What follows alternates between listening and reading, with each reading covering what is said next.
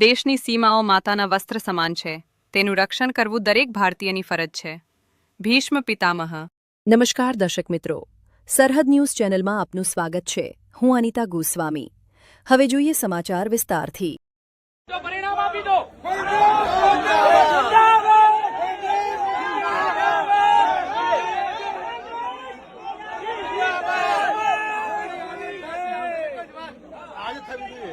ચૂંટણી ના કરવી હોય તો પરિણામ આપી દો.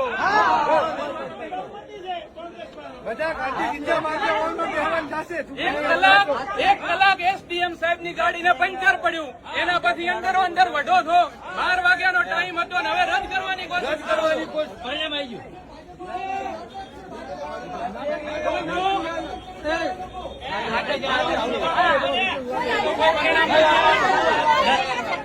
દશરથસિંહ રદ કરવાની કોશિશ નહીં, રદ કરી નાખી છે. રદ કરી દે. રાજભાઈ, હું તમને કહેવા માંગુ છું, લોકશાહીનું આનાથી મોટું હનન હોય જ ના શકે. અત્યારે અહીંયા કોંગ્રેસના કર્મઠ કાર્યકર્તાઓ ઉભા છે.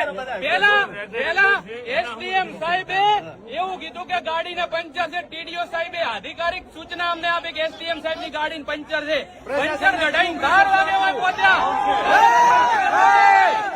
અત્યારે અમારા કોંગ્રેસના 12 સભ્યોમાંથી એક બેન છે, અત્યારે પ્રેગ્નેન્ટ છે અને એમની સ્થિતિ અત્યારે કફોડી છે. અને આ લોકો માહોલ ડોળીને બેનનું બ્લડ પ્રેશર હાઈ કરવાની કોશિશ કરે છે. પણ અમે ભારતીય જનતા પાર્ટીનું બ્લડ પ્રેશર કોંગ્રેસ વાળા હાઈ કરી નાખશું. પણ આ ચૂંટણી આજે થવી જોઈએ.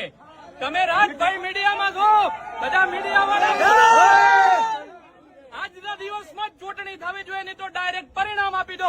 ભારતીય જનતા પાર્ટીના 10 સભ્યો છે, અમારા 12 સભ્યો છે. 10 સભ્યો વોકઆઉટ કરે એટલે શું ચૂંટણી રદ થઈ જાય?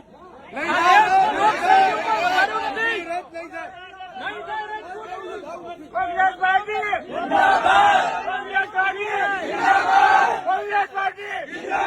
પરિણામ આ જાય.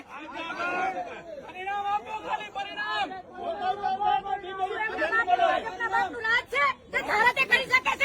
દેખાતું નહીં આજ બેનની પ્રેગ્નન્સી છે, કારણ કે આટલી વસ્તીનું કોઈ એને વિશ્વાસ નથી આપતો.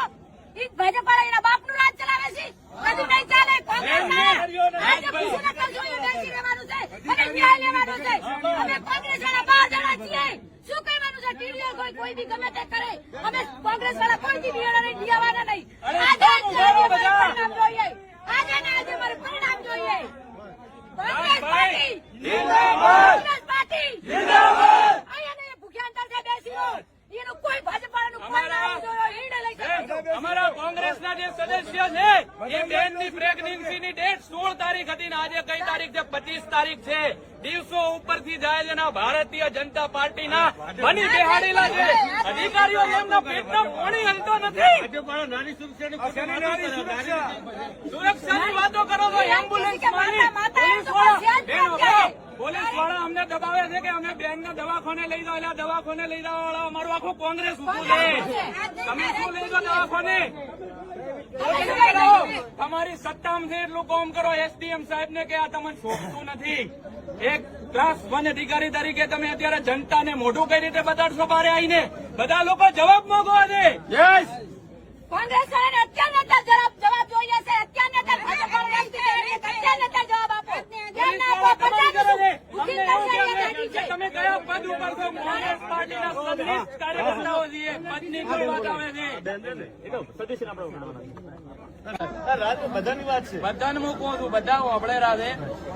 બનાસકાંઠાના માધ્યમથી કહેવા માંગુ છું કે 12 સદસ્યો અડીખમ છે ને આખું કોંગ્રેસનું મવડી મંડળ થી લઈને કાર્યકર્તાઓ અડીખમ ઉભા. રાતે 2 વાગે પરિણામ આપવું હોય તો તૈયાર બેઠા હતા. બાકી ચૂંટણી રદ નહીં થાય.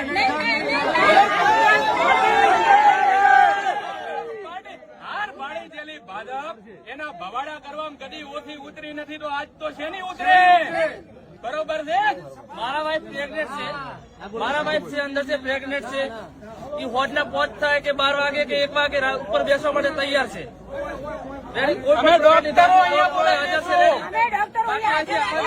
બોલાવી બોલાવશું, પણ બેનની પ્રેગ્નન્સીની અંદર કોઈ તકલીફ નહીં આવવા દઈએ. ભારતમાં કે કોઈ સદસ્યને વોટ આપવાનું હતું, પ્રસૂતિ અહીંયા આગળ થઈ. બાકી વોટ તો આજે જ થશે. એમાં ભાજપનું નામ કપાશે. અને આ ભાજપનું તો કાપેલું છે વઢાઈને નીકળ્યા છે પણ મૂકો આ અધિકારીઓ ક્લાસ અધિકારીઓ છે અને અમને ધક્કા મારીને એવું કહે છે કે તમે કોણ છો? કોંગ્રેસ પાર્ટીના વાઘ છો બધા. તમે એવું કહો છો કોણ છો એટલે દિવસે ને ખોટી વાત કરવાની થતી નથી. દિવસે ને દિવસે ભારતીય જનતા પાર્ટી લોકતંત્રની હત્યા કરે છે. દિવસે ને દિવસે નાનીથી મોડીને મોટી ચૂંટણી સુધી એક એક દિવસ એવો નથી જતો કે જ્યાં લોકતંત્રની હત્યા ના થતી હોય, જ્યાં જનતાને એક એક દિવસ માટે ડફોળ બનાવવામાં આવે છે.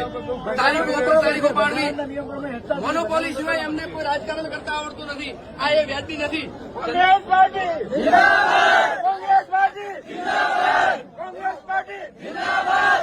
અને તંત્રને પણ શરમ આપવી જોઈએ કે એક પક્ષના ગુલામી ના કરવી જોઈએ. તંત્ર પણ વારે ઘડીએ એમની ગુલામી જીવજૂરી કરવા માટે તૈયાર